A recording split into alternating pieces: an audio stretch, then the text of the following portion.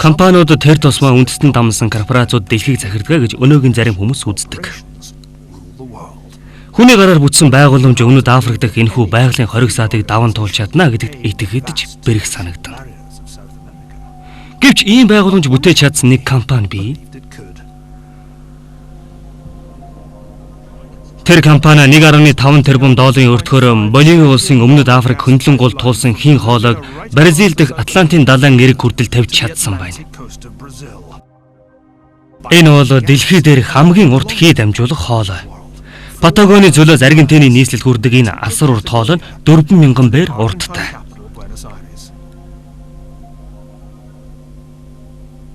Энэ бол орчин үеийн капитализмын нэгэн бүтээн байгуулалт. Гэхдээ хувь нөлөөсөн компани хэмээх нэг нээлт бий болсны ачаар л ийм зүйл бүтээх боломжтой болсон юм.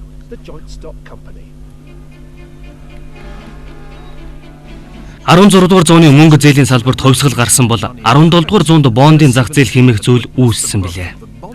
Харин мөнгөний ноёрхлын түүхэнд гарсан дараагийн нэг том алхам бол хөрөнгө хувьцаа нийлүүлсэн хамтарсан компаниуд үүсэн бий болсон явдал юм. Гэхдээ эдгээр компаниудын оршин тогтнолын үндэс суурь болсон өөр нэгэн нээлт хийгдэжээ.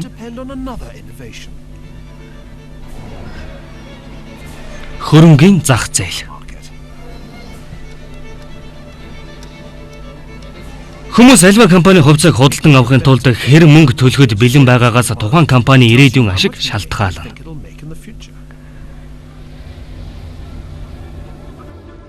Гэхдээ хөрөнгийн зах зээл гэсэн уналтанд орох эрсдэлийг сүүлийн санхүүгийн хямрал бидэнд харуулсан билээ. Ирээдүйн хэрэгхэн тодорхойгүй ч хүмүүс бид өөдрөг байх дуртай шүү дээ. Энэхүү Нью-Йоркийн бирж дээр хувьцааныхын үн ханш эрчимтэй өсөж эхлэхэд хөрөнгө оруулагчид өөрийн ирэхгүй хагартлаа баярлдаг нь нууц биш юм. Гэхдээ холбооны нөөцийн сангийн тэргүүн асан Алан Гринспан нэгэн удаа хэлэхдээ энэ бол маш бодлогогүй хөөрөл гэсэн байдаг. Хөрөнгийн биржүүд асрыг ашиг олох нэгэн үе байдаг боловч хизээ дэлбэрхийг хинч таамаглах аргагүй юм. Энэ хөөрөл нь үнэхээр бодлогогүй зүйл бөгөөд Латин Америк мэтийн газарт асар том төсөл хэрэгжүүлсэн компаниудын хувьд хөрөнгийн зах зээлийн хямрал жинхэнэ суурил авчирдаг. Орчин цагийн Америкийн түүхэнд булхай нийлэрсэн хамгийн том корпорац бол Enron. Гэхдээ Enron бол 400 жилийн өмнө анхны хувьцаа арилжигдаж эхэлсэн цагаас хойш дампуурч байсан олон компани ердөө ганцхан. Enron-ы гашуун сургамж өнөөдөр ч бидэнд анхааруулга болсоор байна. Үнэн хэрэгтээ бид одоо санхүүгийн хямралын дунд амьдарсаар байна. Хөрөнгийн бирж хувьцааны үнэтэй холбогдсон бэрхшээлүүд үүсч эхлээд хэдэн зуун жил болж байна. Хүмүүс бид хөрөнгийн зах зээлийн туусан гашуун түүхээс хэрхэн суралцж чадхаас энэ салбарын ирээдүй шалтгаална.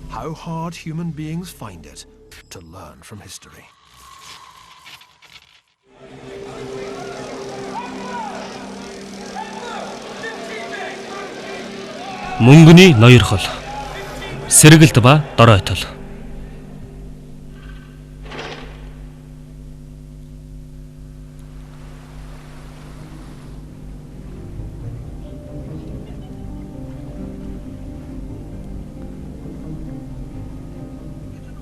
Венец хот эртний олон гайхамшигаараа алдартай боловч санхүүгийн зах зээлтэй холбоотой бүх түүхтэй холбогддог нь нэн сонирхолтой юм.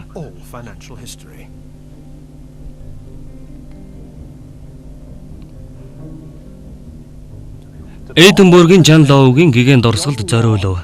Тэрээр Франц эзэн хааны Эрдэнсийн сангийн хамгийн агуу зохион байгуулагч байлаа. Энэ бол хөрөнгийн зах зээлийн өсрөнгөө хөгжлийг үндэслэгч нойрсож буй газар юм.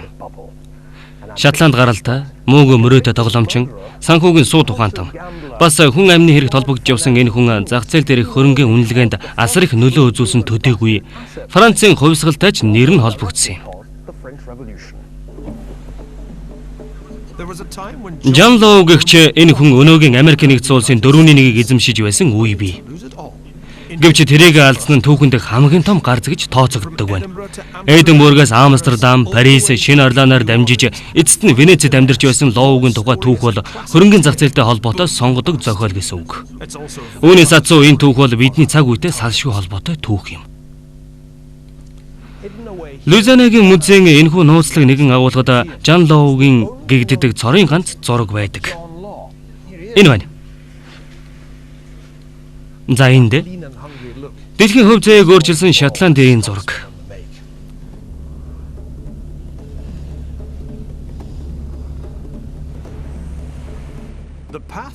Хэний ч тэмдэггүй байсан энэ хүний алдар нэрийн оргилд хүрсэн энэ замналыг хөрөнгөний зах зээлд нэрээ мандуулсан олон хүн дагсан түүхтэй. Лоу 1671 онд Эдинбургийн нэгэн уран дархны гэрд мэндэлж Лорестений өв залгамжлагч болжээ. 1694 онд Лоу нэгэн бүсгүйгөөс олж хүний амь хөнөөгд цаазаар авах ялаар шийтгүүлжээ.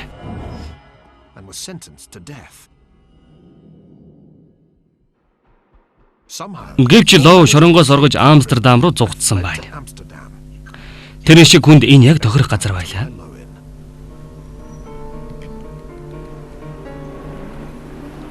1690 онд Амстердам хотод дэлхийн санхүүгийн олон нээлт хийгджээ. Испантай хийх дайнаа санхүүжүүлэхийн тулд голландчууд дэлхийн анхны үндэсний сугалаа гаргаж байсан байна.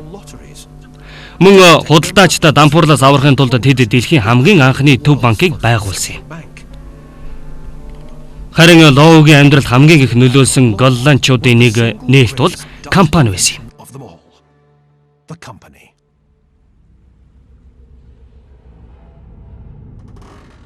Гэхдээ компани тухай түүх Лоуг ирэхээс хэдэн зуун жилийн өмнө буюу голланд худалдаачид Манхэттны арлаас сайн итгэлтийн хошуу хүртэл дэлхийд даяар аялдаг байсан тэр үед эхэлжээ. Голландын худалдаа өргөчгөд гол түлхэж өгсөн газар бол Аз тэв юм. Яагаад гэж вэ? Эдгээр зүйлсээс болоод зүүн энэтхэг тэднийг хорхойг хүргэж байсан юм. Халуун ногоо, чинжүүс, сармилс, зайд, цагаан ганд европчууд их дуртай байлаа. Эднийг хоолндоо хэрэглэхээс гадна хадгалахыг хүсч байсан юм. Урд нь эдгээр бараг газраар зөөдөг байсан боловч голландчууд хол боловч хурдан аргаар буюу далаагаар зөөж ихэслээр Италийн худалдаачид их мөнгөний үнээр авсан юм.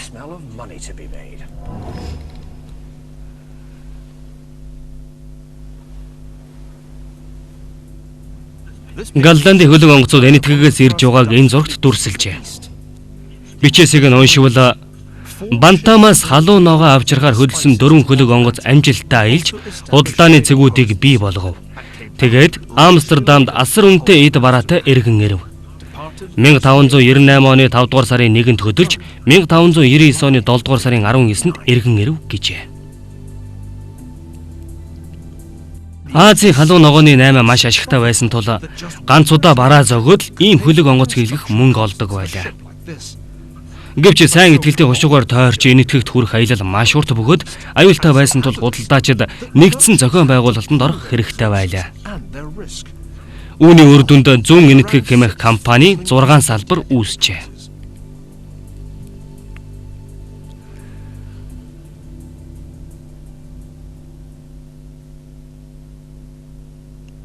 (1902 онд Голландын засгийн газрын ятгалгаар эдгээр 6 компани нэгдэж Голландын зүүн энэтхэгийн нэгдсэн компани байгуулагдсан юм.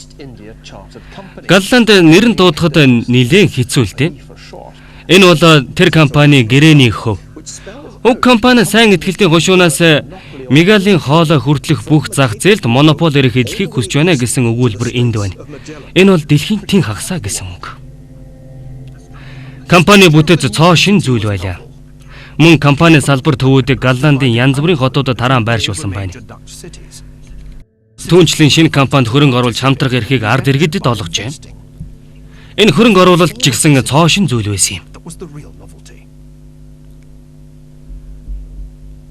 Энэ гайхалтай бүтээл бол Голландын зүүн энэтхэгийн компанийг үүсгэн байгуулахад оролцсон Дюк Басын гэр бүлийнхний зураг. Тэрээр 16 хүний хамт тус бүр 6000 гээлдэр гаргаж компанид хөрөнгө оруулаад нэг ёсны менежерүүд нь болцоожээ.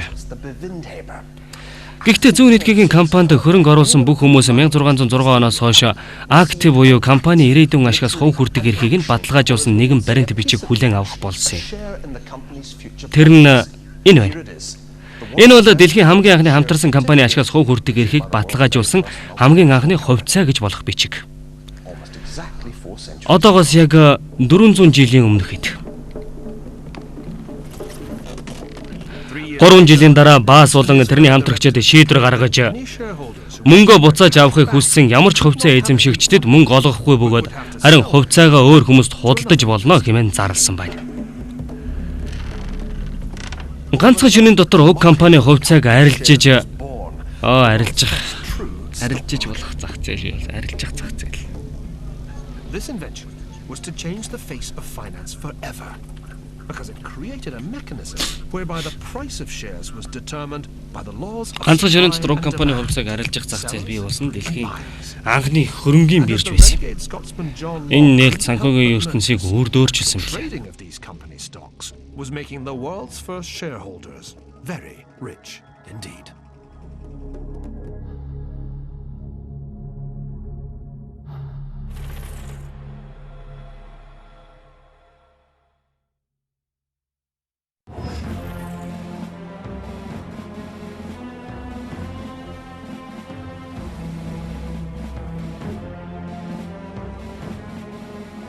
$1610 он гэхэд дэлхийн анхны хувь нийлүүлсэн компани буюу Голландын зүүн энэтхэгийн компани дэлхийг байлдан дагуулахад бэлэн болоод байлаа.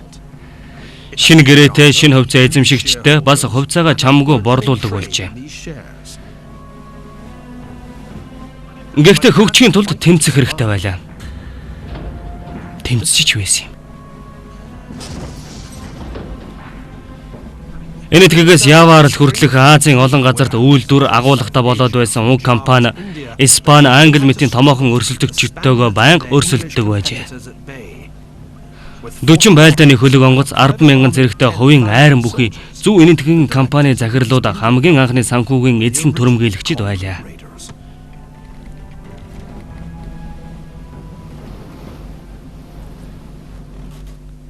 Голландын зүүн энэтхэгийн компани ажил хэрэг үнэхээр цэцэглэж байсан юм. Гэхдээ амжилтын гол үндс нь тэдний бахархал болсон энэ ботивыг хөлөг дээрх шиг их буунууд байсангүй. Бусад компаниудын адил тэжигсэн худалдааны цар хүрээг өргөжүүлж ашиггүй зарлаа багасгахыг зорж байсан хэндэж ойлгомжтой юм. Үүний тулд мэдээлэл дамжуулдаг олон зуучлагч бүхий сүлжээ байгуулах шаардлагатай болсон байна.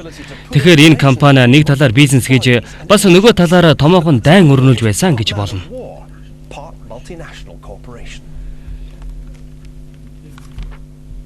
Томоохон сүлжээ бүхий компани илүү үр дүнтэй байлаа.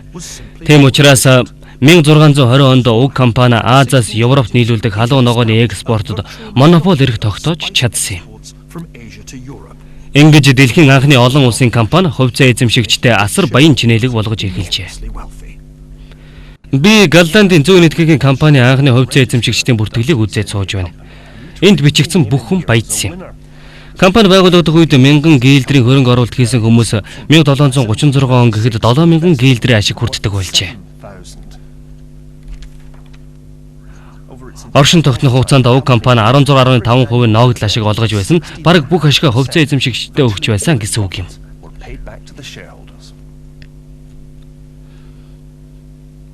Дюк Басын анх хөрөнгө оруулж байсан 6000 гилдер 500,000 гилдрийн хөрөнгө болтлоо өссөн байна.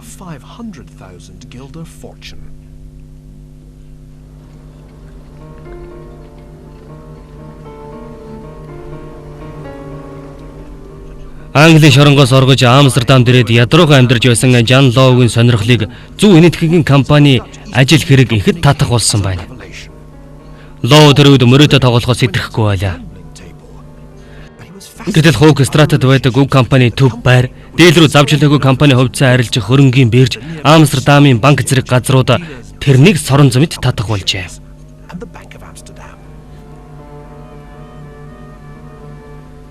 Гэхдээ Голландын санхүүгийн системд Лоуд хангалтгүй санагдж байсан юм.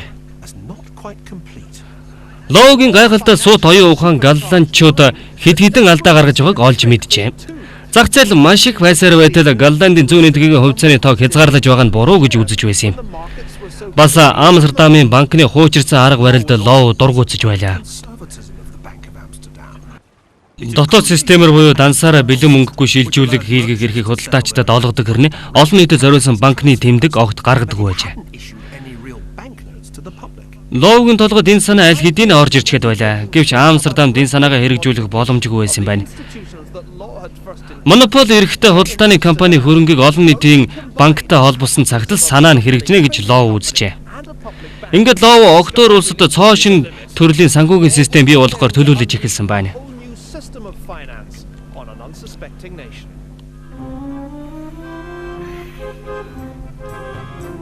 1760 онд Жон Лоу Парист хурж ирлээ. 1716, Тэрээр хөрөнгөний зах зээлийн түүхэнд хамгийн том туршилтын лаборатори болж чадах газар бол Франц улсаа гэж тооцоолж. for what would be the biggest experiment in the Францчууд яагаад тэрэнд боломж олгосон юм бол? But why did the French give him his chance?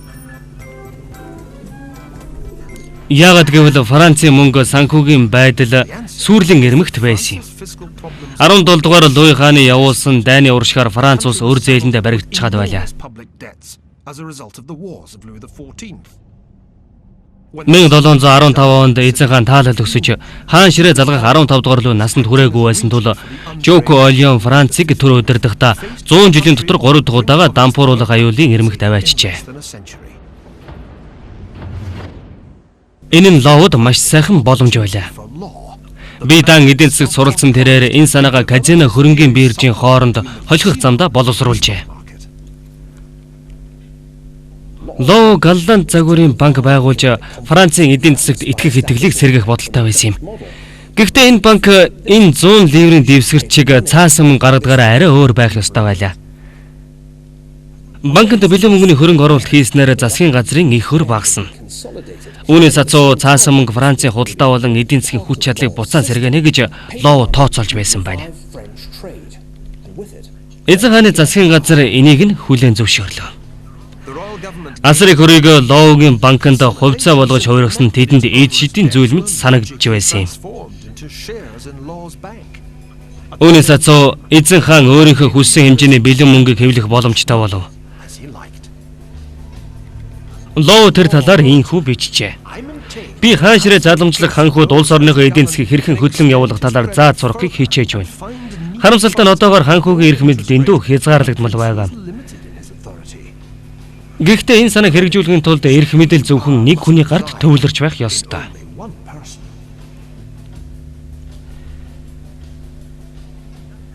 Тэр эрх мэдэл Жоко Олеоны гарт байсан юм.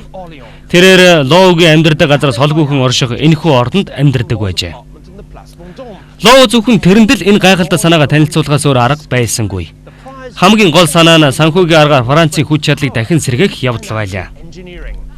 Гэхдээ энэ бол Лоугийн агуу төлөвлөгөөний нэг хэсэг нь байсан юм. Лоу ийм бичжээ.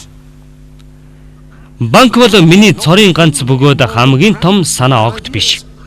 Энэ этгээгийг нээж байснаас ч илүүтэйгээр Европчуудыг гайхшруулж их өөрчлөлт авчирч чадах тийм зүйлийг би хийх болно. Discovery of the Indies. Лоугийн төлөвлөгөөний дараагийн хэсэг нь худалдааны монопол эрхтэй томоохон компанийг байгуулах санаа байсан юм. Өөрөөр хэлбэл барууны хэв загварын компани гэсэн үг. Тэрээр Францын бүх иргэдэг компанийнхаа хөрөнгө оруулагч болгож харин өөрөө энд бичснээр бол компани ерөнхий захирал буюу тэргүүн нь болжээ. would be at its head.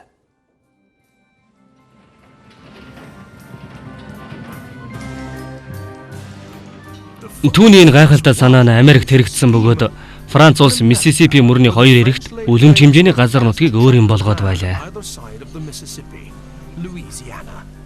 The region Францын засгийн газар Лоугийн компани буюу Миссисипи компанид худалдааны монопол эрх олгож Францын иргэн ямар ч хүн уг компани хувьцааг худалдаж авах эрхтэй болгосон байна. were encouraged to buy shares. Лоугийн нэр хүндэж огцом өссөн юм. Law's name headed the list of directors.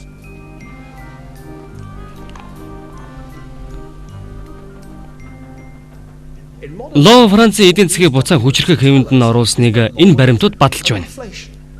Франц улс 1716 онд хямралд орчход байсан. Харин Лоугийн сэтсэн банкны тэмдэгтүүд сэргэхэд нь тус болсон юм.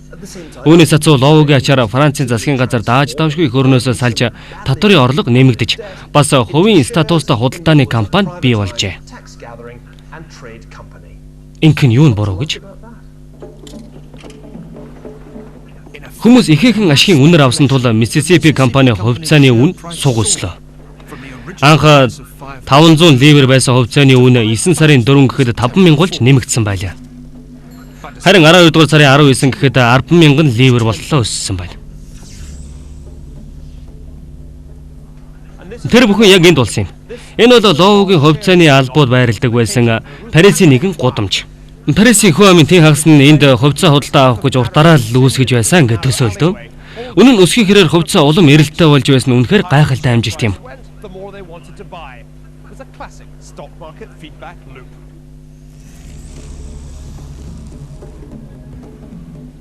Яг тэр үед саятан хэмээх үг анх Франц хэлэнд бий болжээ. Was first coined.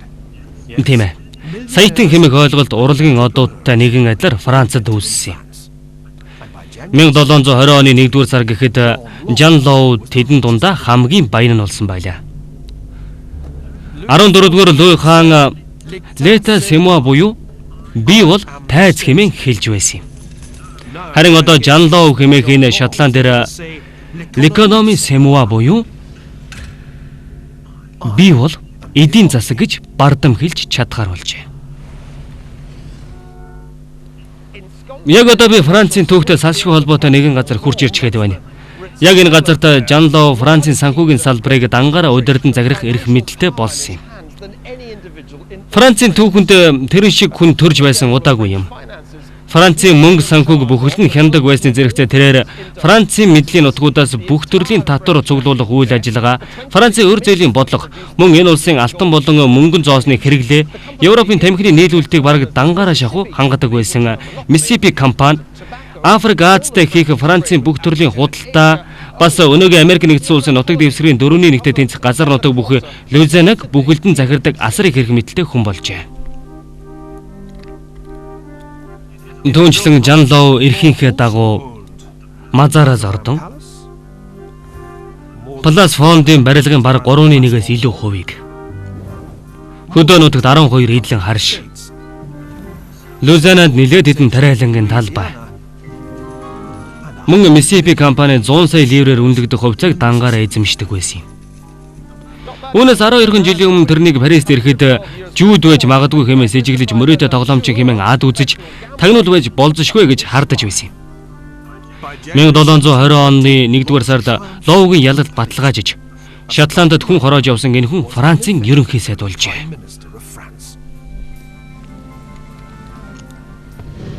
Яг хизээ зогсгоо мэдэхгүй байсан Лоугийн нэгэн сул тал байсан юм. Лоу харин ч эсрэгээр өөрийнхөө компани хувьцааны үнийг улам өсгөхийн тулд компани мөнгөнд тэмдэгтийг асар ихээр нэмж хэвлүүлсэн байсан юм. Лоугийн аз жаргалд компани болон тэрний эзэмшдэг компани хоёулаа нэг байшинд ажил хэрэгээ явуулдаг байжээ. Энэ бол бас Лоугийн эзэмшдэг байсан Мазараас ордон юм. Тэрээр хувьцааныхаа үнийг өсгөхөд маш амархан байжээ.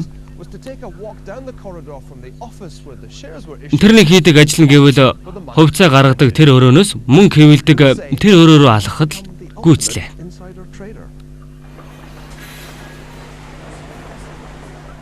Ингээд бодохоор Лоуг бас нууц худалдаачин гэгч үндэстэй юм. Жан Лоугийн санхүүгийн системийг Понзигийн системтэй зөөрлөх нь ч бий. Энэ бол Итали гаралтай Америкийн нэгэн алдартай лоурчин Чарльз Понзигийн нэрээр нэрлэгдсэн арга юм. Мөнгийг нь залилж авсан хүмүүстэй буцааж мөнгөө төлөхдөө Понзи дараагийн хүмүүсийг залилах аргаар өрөө дардаг байсан юм. Харин Жан Лоугийн систем бол өөр компаниг худалдан авах хөрөнгө, новдол ашигт олгох мөнгө зэрэг компанийхаа данснаас гаргалгүйгээр зүгээр л шинэ хувьцаагаа зараад өгчдөг байсан арга юм.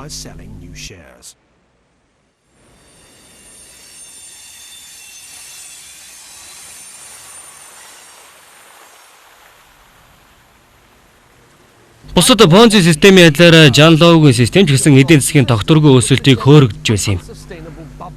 Мэдээж Лоу цаасан мөнгийг хүмүүсийн итгэлцэлтэй холбож чадсанаар Францын эдийн засгийг сэргээсэн боловч харамсалтай нь тэрний бүтээсэн амжилт удаан оршин тогтнож чадаагүй юм.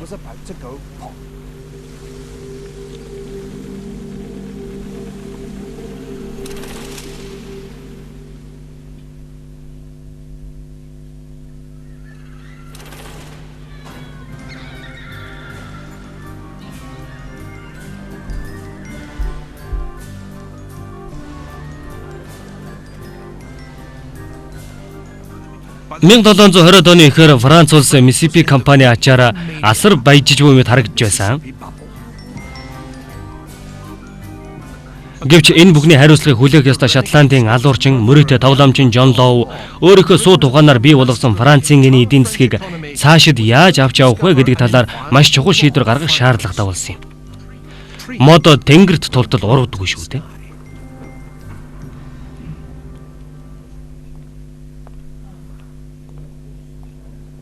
Лоугийн төлөлгөө ёсоор тэрний олох ёстой ашигын үлэмж хэсгийг Францын колон Лузанагаас бүрдүүлэх ёстой байсан юм.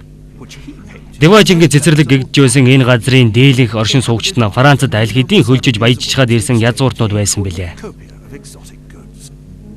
Энтхийн бүх хэд баялаг Миссисипи мөрний төгсгөлд орших Шинэ Орлеан хэмээх бомб тодор дамжин Европт хүрэх ёстой байсан юм. Шинэ Орлеан хэмээх нэрийг Францын хааны үүргийг гүйцэтгэгч Жоко Валиан өгсөн байна. Гэвч Лузанад ажиллах хүч дутагдж байлаа. Францчууд колониудад очиж ажиллахын оронд хөрөнгөний зах зээлээс ашиг хүрчгээд суух сонирхолтой байсан тул Лоу Франц Германы хилийн нутгуудаас ажиллах хүч хэлсүүлж эхэлжээ. Олон мянган германчууд Лоугийн амлсан газрыг авахын тулд Америкийг зорьсон байна.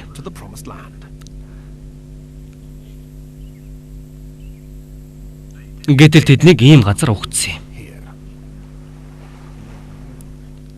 Лузанад ирсэн азгүй цагаачид шавж хорхон үүр болсон ийм намаг балчиг дунд хүргэгдсэн юм. Ганцхан жилийн дотор тэдний 80% нь өлсөглөн шар хумхаа мэтийн халуун орны өвчнөр амиа алдсан байна. Энэхүү Лоуд азгүй явдал тохиолдож Mississippi компани үндсэн хөрөнгөний үнэлгээ хувьцааных нь ханьж хүртэл унаж эхлэх нь нэгэн тодорхой болжээ.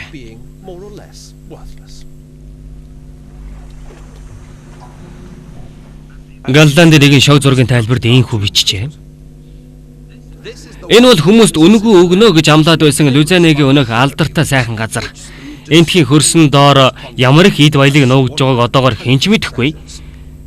Гэвч өөрсдийн үдээр үзсэн хүмүүсийн яриагаар бол тэнд салхи утаанаас өөр юу ч байхгүй гинэ. Эдийн засгийн амжилт итгэлцэл дээр тогтдгоо гэж Лоу үздэг. Гэтэл тэр итгэл алдарч эхэлжээ.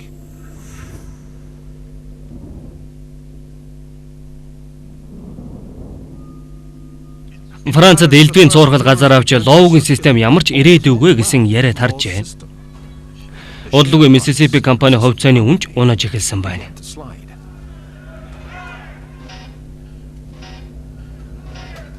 Энэ байдлыг төр чадвараа намжаагийн тулд Лоу Жоко Валиан хандаж хувьцааны албан ёсны ханшийг 9,000 ливрээс 5,000 гултал буулгахыг хүссэн байна. Энэ нь үр дүнгээ өгөөгүй учраас Лоугийн санхүүгийн системийн оршин тогтол урт насгүй байсныг нотолсон юм. Хэдэн 7 хоногийн дотор хувьцааны үн шалдаа буулаа. Уурлаж хэлгэнсэн хүмүүс Лоугийн банкны гадаа цуглаж бухимдлаа илэрхийлж цонхуудыг нь хагалжээ. 12 дугаар сар гэхэд хувьцааны үн анхны ханшаасаа 90%-аар унаад байлаа.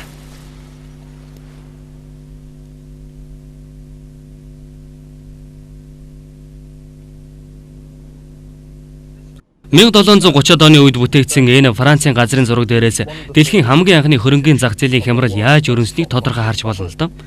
Энэ зургийн дээд талд Фортуна бурхан эд баялагын эврээрээ өглөг хичээг тарааж байна. Харин энэ талд нь баярлаж хөрсөн хувьцаа эзэмшигчид Mississippi компани сахиусан тэнгэрүүдээс хувьцаагаа авч байна. Гэтэл доод талд нь өөр нэгэн хэсэг сахиусан тэнгэрүүд модон бараар баахан мөнгөн тэмдэг тэвлэж зарим нь савнгийн хөөсөөр тоглож байгаа зураг байх юм. Харин баруун талд нь уу гашууд автсан 4 хүн байгаагаад нэг нь цээж рүүгээ сэлмээр дүрж амиа хорлохоор завдж байна. Хичнээн амиа хорлоод ч Mississippi хямралаас аврах нь өнгөрчээ. Францчууд өөрийг нь үзэн ядах болсон учраас Лоу гадагшаад зугтан гарсан байна. Тэрээр эхнэр охин хоёртойгоо ахин уулзаж чадаагүй юм. Тэрээр үлдсэн амьдралаа Венецэд өнгөрөөж өөрийгөө зөвдгсөн захиа бичиж мөрөөдө тоглохоос өөр зүйл хийхгүй байсаар 1729 онд таалал төгсжээ.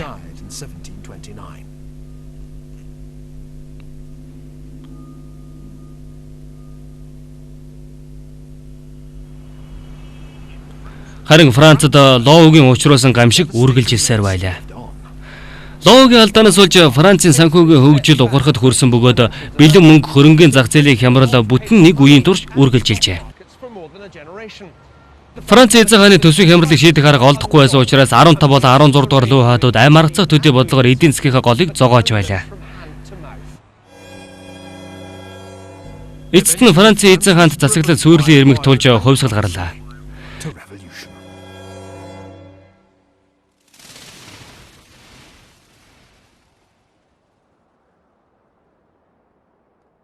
1719 оны Миссисипигийн хямрал бол дэлхийн хамгийн анхны хөрөнгөний зах зээлийн хямрал байсан юм. Гэхдээ хамгийн том хямрал биш байлаа. Хөрөнгөний зах зээлийн хямрал гэхээр бидэнд энэ нэр бодогддог.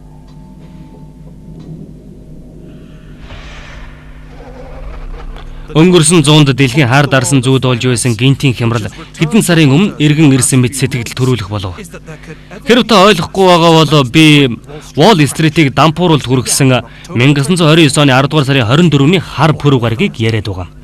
Тэрнээс хойш 3 жилийн хугацаанд Америк нэгдсэн улсын хөрөнгөний зах зээл 86% алдагдлаар орж 1931 оны 6 дугаар сард хаалгаа барихад хүрч байжээ.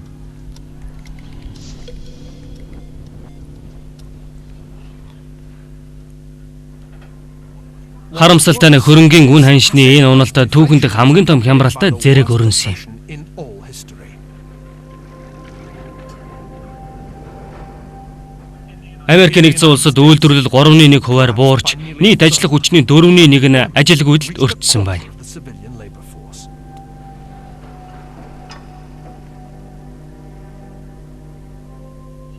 1929 онд яагаад хямрал үүссэн юм бол? Ер нь яагаад ийм хямрал үүсдэг юм бол? Энэ бол санхүүгийн түүхэнд хамгийн маргаантай асуултуудын нэг юм. Financial history.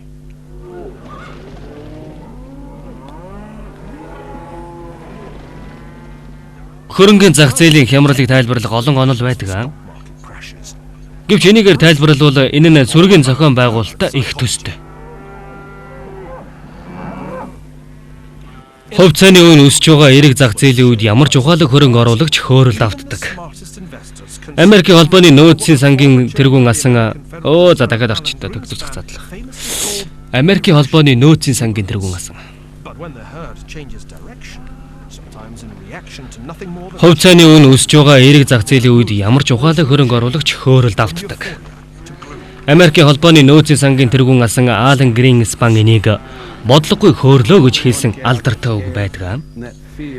Гэтэл зарим үед сүргийн ганцл гишүүн салхины чиг өөрчлөгдөх төдийхнөөс болоод явж байгаа зүгээ өөрчлөхөд сүрэг тэр чигээрээ дагаж нам тайван байсан уур амьсгал дорхоноо өөрчлөгдөнө. Энэ бол хамгийн энгийн сүрэл юм. Ганцхан өнхөр айхад тэр айдас өнүүд өрөмхийн зурал сүргийн уур амьсгалыг эвддэг. Юунаас айдгийн бүү мэд нэг л мэдхэд бөөн сандрал үүсч ийш тийшээ зугтаж эхэлдэг л дээ. Өнхөрч гисэн амтэн л юм болсон хойно айх мэдрэмж байлгүй л яах вэ? They're prone to mood swings from greed to fear. They can suffer from Хөрөнгөний зах зээл дээр ч гэсэн үүнтэй маш ижилхэн зарчмаар үүмэн сандрал үүсдэгэ гэж ойлгож болно. rather more often than some financial theories Өнхөр сүргээс ялгаатай хөрөнгөний зах зээл гэдгийг хүн сүргийн хөдөлгөөнтэй зүйрлэж болох юм. for the next breakdown. Homo sapiens-тэй адил тэр сүрэгч гэсэн альва аюулаас айж зовлон бэрхшээлээс аль болох зайлсхийхийг хичээдэг. financial market. Хаяа хэд сандарснаасаа болж хаашаач хамаагүй үүмрэлдээд сүргийн зохион байгуулалтаа алддаг. Санхүүгийн зах зээлийг амтны сүрэлтэд зүйрлэж байгаа зарим хүнд утгагүй мэд санагдах боловч сайтар бодоод үзэх юм бол үнэхээр адилхан болох нь мэдрэгдэнэ. Хэрвээ санхүүгийн зах зээлийн хөдөлгөөний хүмүүсийн дундаж өндөртөө зүйрлээд үзэх юм бол бараг ямар ч хямрал үүсэхгүй. Хэдхэн энэ чи өндөр намын хилзбэлэл гарч болох ч дампуурхтаа тулаад байгаа савлгаа үүсэхгүй байжээ. Бодоод үзтээ. Хүмүүсийн өндрийн ялгаа их сайндаа 10-20 см зөрүүтэй байдаг. Энэ бол аливаа үйл явдлын нийтлэг өрнөлийг дүрслэхэд хамгийн тохиромжтой ном график юм. Дундаж өндөртэй хүмүүсийн амьдрал дээд талд нь буцалж байхад хит намхан одоо юм уу хит өндөр хүмүүсийн амьдралын өрнөл нэлээд доогуур байх жишээтэй. Ихэнх хүмүүсийн өндрийн хэмжээ ойролцоо байдаг учраас нэг иймэрхүү дүрслэл гарч байгаа юм. Харин санхүүгийн зах зээл хөрөнгөний биржийн үйл ажиллагааг энтэй харьцуулж графикчлах юм бол нэг иймэрхүү ном график үүсэх болно. Харьцангуй жижиг үйл явдлууд энэ салбарт илүү нөлөө үзүүлдэг байхад томоохон үйл явдлууд нэг их байр суурь эзэлдэг байх жишээтэй. Статистикч нарын хэллэгээр энийг урт бүдүүн сүүл гэж нэрлэх ч байдаг. Тэгэхээр хөрөнгөний зах зээлийн хөдөлгөөн хүмүүсийн өндрийн харьцаатай адилхан байсан бол 10% алдагдал 500 жилд ганцхан удаа тохиолдох ёстой байлаа. Харин хөрөнгөний зах зээл 1 жилд 20% алдагдлд орлоо гэсэн яриа огт дуулдах ёсгүй байсан. Учир нь хүмүүсийн дундаж өндөр маш адилхан. Гэвч өнгөрсөн 100-д ийм хямрал 7 удаа тохиолдсон байх юм. Century. 1989 оны 10 дугаар сарын тэр нэгэн өдөр эхэлсэн хямралаас айж байсан хүмүүс хожим тэрнээс ч том хямрал болно гэдгийг огт мэдээгүй байлаа. Crash were proved wrong. Зах зээл 1 сар орчим хямраад буцаад сэргсэн юм. Гэвч тэр хямрал санхүүгийн үйлчлэгээ эрхлэгчдэд маш том сургамж болж чадсан юм. Corporate crookery. John Lowe-гийн Mississippi компани 18 дугаар зууны хямралыг эхлүүлж байсан бол 20 дугаар зууны төгсгөлд өөрийн компани тийм хөв зайтай учирсан байна. Энэ компани хөрөнгө оруулагчтай асар баян болгоно гэж амлаж байлаа. Мөн энэ компани санхүүгийн системийг тэр чигээр нь өөрчлөнө гэж байсан юм. Бас энэ компани хөрөнгөний зах зээлийн оргил гаргахын тулд улс төрийн маш хүчтэй холбоо сүлбээ ашигласан байсан. Fortune сэтгүүлээс шалгаруулдаг Америкийн хамгийн бүтээлч компаниар бүтэн 6 жил тодорсон энэ компани нэрийг Enron гэдэг байсан юм. Дампуурсаас нь хойш 7 жил өнгөрөхөд Enronтой холбоотой ихэнх түүх дурсамж болон замхарсан байна. Гэвч санхүүгийн зах зээлд энэ компани нэвтрүүлсэн олон шинэ нээлтүүд өнөөдөр ч ашиглагдсаар байгаа билээ.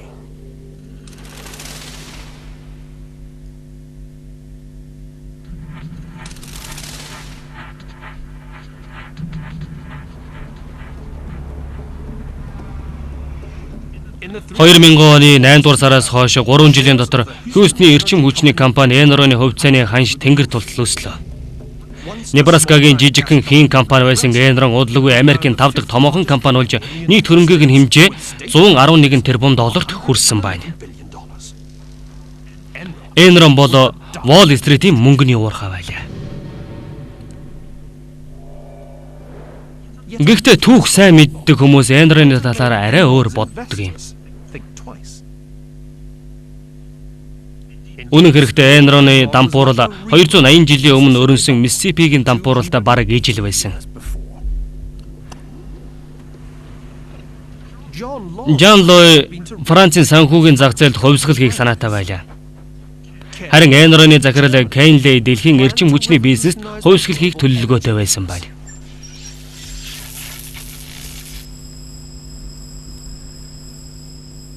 Шатдаг хий олборлож эрчим хүчээ үйлдвэрлэж хэрэглэгчдэд худалдах гэд олон төрлийн салбартай томоохон компаниуд олон жилийн турш эрчим хүчний салбарт ноёрхсоор иржээ.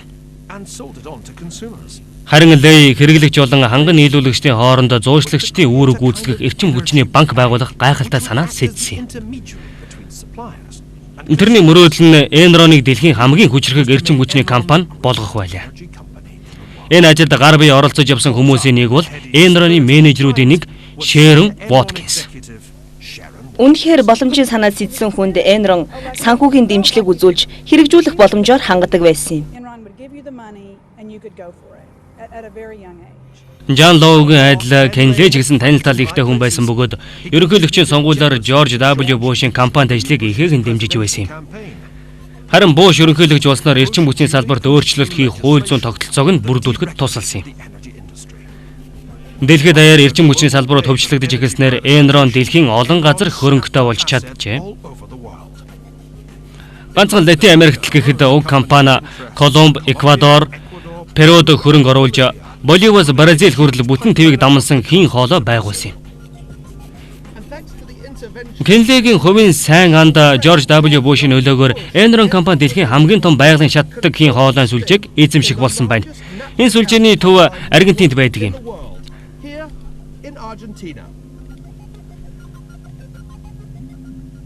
Гэхдээ Enron бүх төрлийн худалдаа хийдэг байлаа. Эртний домот гардаг шиг гал, улс, шороо, агаарыг ч худалддаг байсан юм. Тэр ч бүхэл интернетийн салбарт ч оролцдог байжээ. Mississippi компани адил Enron-ы хувьцааны үн ханш Wall Street-дээр тэнгэр тултлаа өссөн байна. Хэдийгээр бодлогогүй хөргөл бүү автаа гэж хэлж байсан боловч энэ өсөлтийг дэмжиж байсан нэгэн гол хүн бол Америкийн холбооны нөөцийн сангийн тэргүүн Alan Greenspan өөрөө байсан юм. John Lowe-гийн цаг үетэй адилаар хүмүүс хувьцаа авах сонирхолтой байгаа үед хувьцааны үн ханш өснө. 1995 оны 2 дугаар сараас 1999 оны 6 дугаар сарын хооронд зээлийн хүүг ганц удаа өсгснөөр Greenspan үүнд итгэлтэй болжээ. Хөрөнгө оруулагчдын хүрдэг ашиг асар их болохын зэрэгцээ Хьюстонд байрладаг төвд ажиллаж байсан менежерүүд ч баггүй ашиг хүртэцгээж байлаа. 1997 оноос хойш 3 жилийн дотор Enron-ы хувьцааны үн суг өссөн юм. Бүр тодруулбал $20 ч хүрэхгүй байсан нэг хувьцааны үн $90 болж нэмэгджээ. Энэ бол Mississippi-гийн амжилтыг давтсан явдал байсан юм.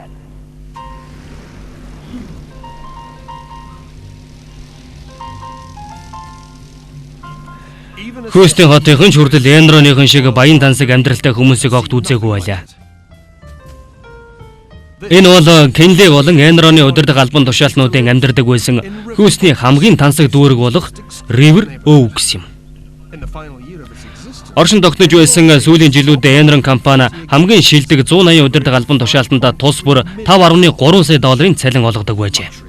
Тэд тансаг машиныг хүүхдийн тоглоом шиг хэрэглэнэ. Урамшууллын систем нь маш их хэрэглэгддэг байсан л да. Ямар нэг шин санаа сэтгэл юм бол жилийнхээ цалингийн 25%-д дүүцэх хэмжээний урамшуулал аавна гэх мэтээр. Тийм учраас ажилчид урамшуулал авахын тулд их хичээж ажилладаг байсан юм. 3 times, 4 times your annual base pay as a bonus. Харин нийгмийн бахархал болсон Ле өөрийнхөө компанийг хамгийн найдвартай компани гэж ярьж байлаа. Enron бол бүх хүнтэй шударга харьцдаг компани. Бид хууль дүрмээ ягшлан мөрддөг, би амлснаа хийдэг, ярихаас хийхийг эрхэм болгодог. Гэвч нэг асуудал байсан нь Жан Лоугийн системийн адил Enron-ы систем нарийн боловсруулсан лөөр байжээ. fraud. El Paso. Би Enron-ы Дэвид байна. Одоохондоо эрчим хүчний шаардлага нэг их алга байна л да. Энэ бол Enron-ы зуучлагч El Paso эрчим хүчний компанитай ярьж байгаа бичлэг. Тэрээр Калифорни дэх үйлдвэрлэлийнхээ зардлыг хэмнэхийн тулд хэрэглэгчдэд цахилгаан түгээдэг станцуудыг унтраан хэмнэлт хийж байгаа юм. Ууршуулагчаа унтраачих бол буцаад хэдэн цагийн дараа асааж болох бол 3-4 цаг болох уу? Тэгнэ. Тэгвэл та нар яг одоо тасалчих. Тэгье.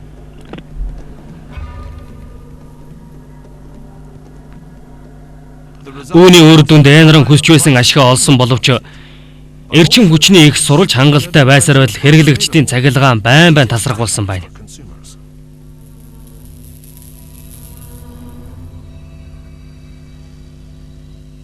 Enron-ы мөнгийг маш олон замаар хулгайлж байлаа.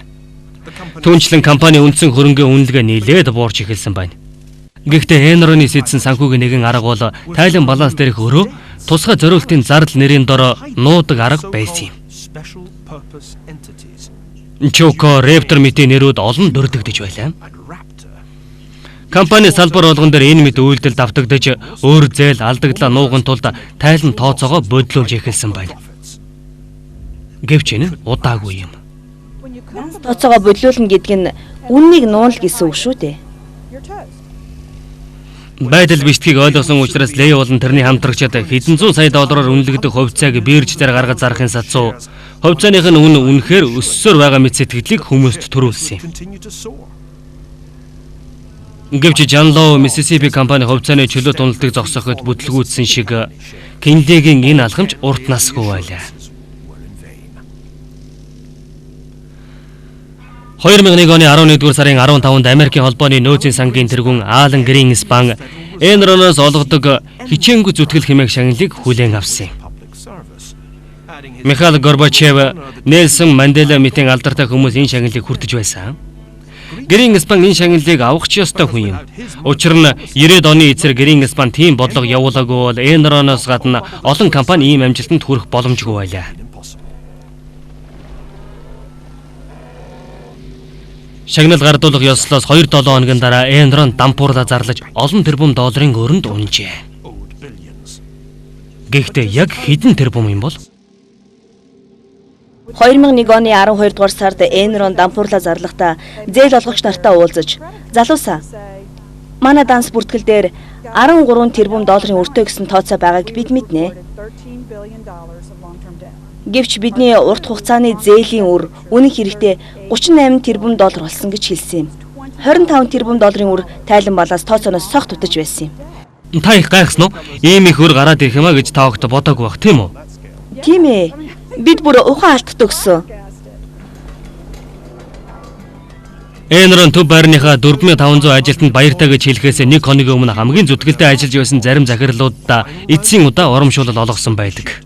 To grateful executives. 2006 оны 5 дугаар сард Кенли тайлан тооцоогоо нуун дарагдуулж татвараас зайлсхийсэн гэх мэт 6 үндслэлээр шүүж эхэлсэн юм.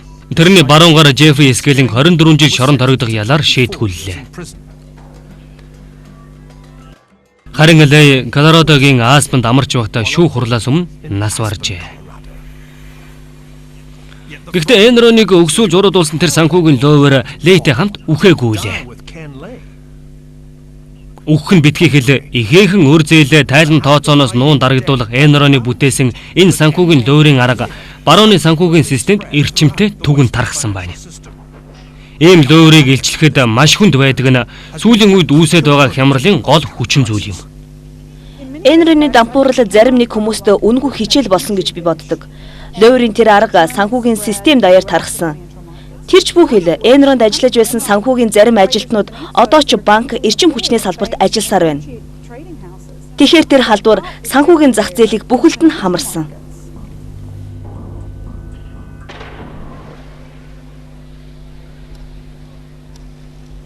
Хувь нийлүүлсэн хөрөнгөтэй хязгаарлагдмал эрхтэй компани бол үнэхээр гайхалтай байгууллага. Гэхдээ санхүүгийн салбарын түүхийг аваад үзэхэд цөөн хэдэн томоохон компаниуд л хөрөнгийн бирж дээрх зохиомжтой хөрөглийг бий болгож байсан байдаг. Гэтэл хөрөнгийн зах зээл бол хамтын зах зээл. Өмнө нь миний зөөрлөж байсанчлан үхэр сүрэг мэт энэ зах зээл дээр нэг л үхэр буруу тийш хазаагаад бусд нь дагаад зүтгэдэг нэг том эрсдэл байдаг.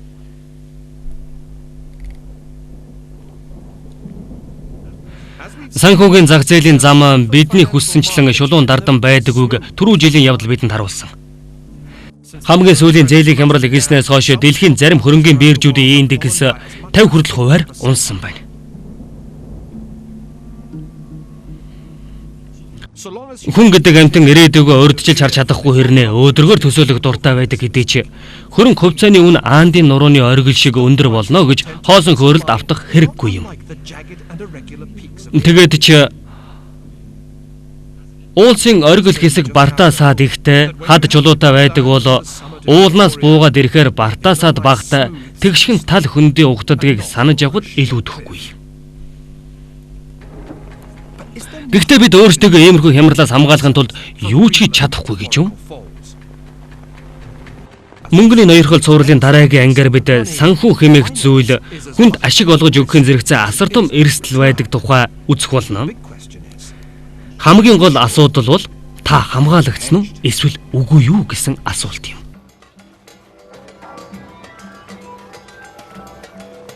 3 дугаар анги төгсөв. If you want to find out why booms always go bust, go to channel4.com/ascentofmoney for a chance to win a copy of Neil Ferguson's latest book.